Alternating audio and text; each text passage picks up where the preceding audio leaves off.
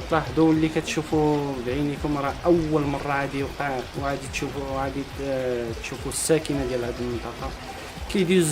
كيدوز الواد كل عام، ولكن هذه الخطره ما عمرنا شفنا بحال هذه الكارثه اللي كنسميوها كارثه عظمى اللي وقعت في هذه القريه هذه السنه هذه.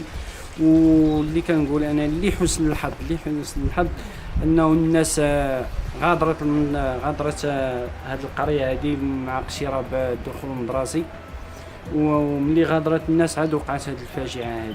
كاين شي موسم ربما قلت لي شنو خاص كاين موسم ديال هذه القريه اللي كان نهار الخميس والجمعه، وكان السكان والزوار، كانت القريه مكصده بالزوار وباهل المنطقه وباهل الدوار. اللي كيكون شي موسم ديال شي قريه الزوار كيجيو من كل منطقه، والناس ديال الدوار من جميع ربوع المملكه، من جميع المملكه كيدوزوا هنا العطله ديالهم مع وليداتهم، مع الاجداد ديالهم، مع والديهم.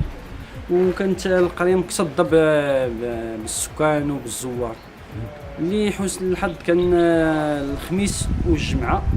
السبت وقعت الفاجعه. الجمعه والخميس والجمعه بدات كتغادر الناس، غادرت الجمعه وغادرت السبت في الصباح، وفي العشيه السبت وقعت هذه الكارثه هذه.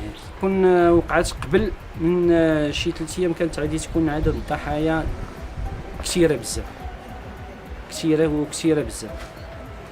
والاخوان الاعمام ديالي، العائلات ديالي، الناس ديال الدوار كنعتبروهم كلنا حنا في هذا الدوار عائله وحده.